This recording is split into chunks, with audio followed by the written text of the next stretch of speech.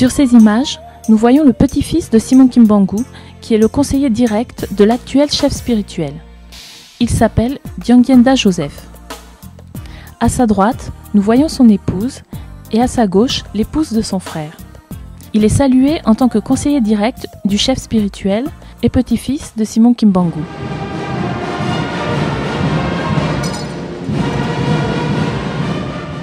Les mouchoirs sont balancés en son honneur.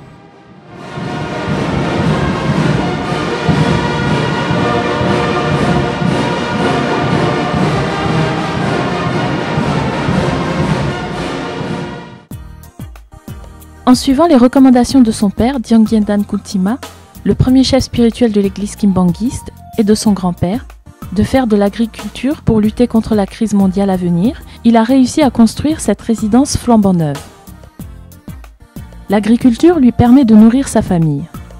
Il donne une partie de ses récoltes au chef spirituel, ce qui lui permet de nourrir les visiteurs venant de loin.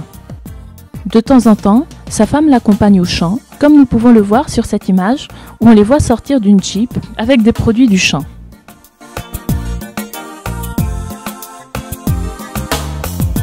Nous sommes à plusieurs kilomètres de Nkamba.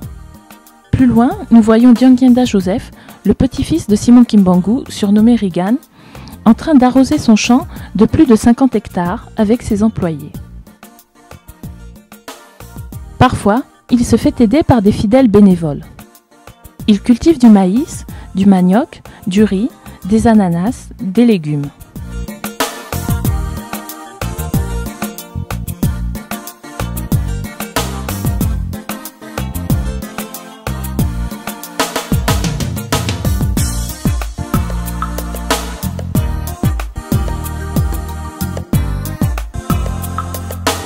Tous les jours, il vient s'occuper de sa culture. Il participe avec ses employés à l'entretien de son champ. Un petit ruisseau permet le ravitaillement de l'eau pour l'arrosage.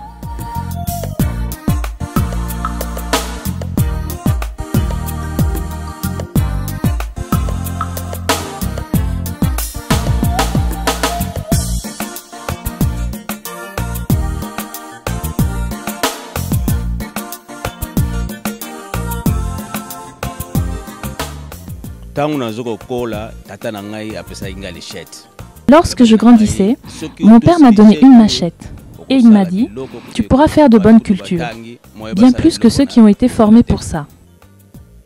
C'est pour cela que je me suis lancé dans ce travail de culture, de jardin, de champ.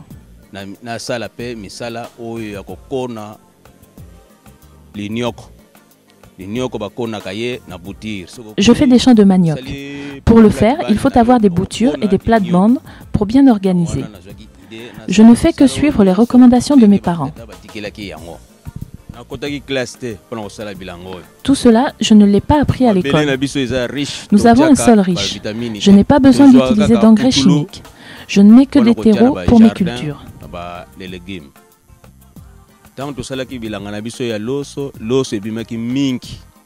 Lorsqu'on a fait un champ de riz, au final, nous en avons récolté beaucoup et de bonne qualité. Pour couper cela, nous avons eu des difficultés. On a eu recours à 2 grands groupes de chorales kimbanguistes. Nous avons eu 250 sacs de riz. Notre projet d'avenir, c'est de faire des champs d'arachides, de soja et de maïs.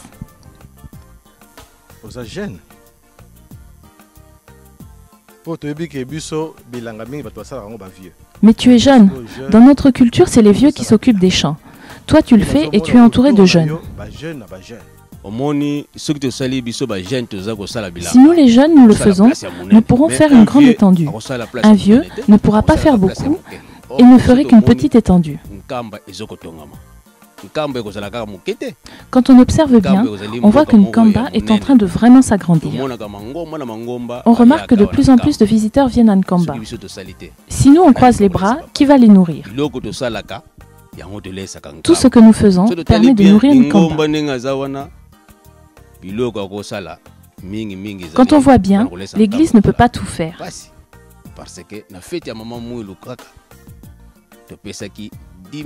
Vous savez, dans le jubilé de Maman Mouilou, nous avons donné 10 500 chikwan au chef spirituel.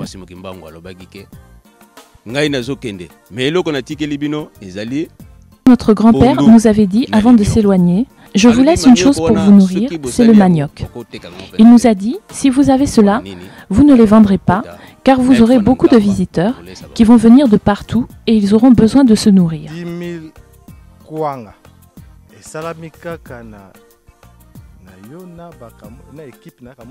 Mais 10 500 chikwan, tu as fait ça avec ton groupe ou tu l'as acheté aussi ailleurs?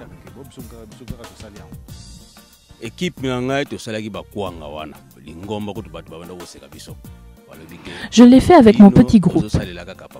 Il y a même d'autres fidèles de l'église qui se moquaient de nous.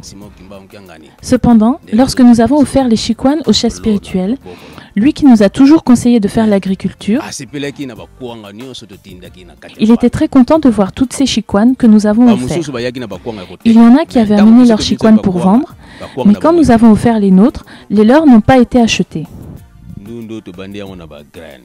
Tous ces légumes, nous les avons plantés avec des graines. On a fait des pépinières et quand ça a commencé à pousser, on les a divisés en plusieurs parties pour les mettre dans les champs. Ce ne sont que des produits issus de l'agriculture biologique, comme ceux que vous aimez en France. Il n'y a pas d'engrais chimiques.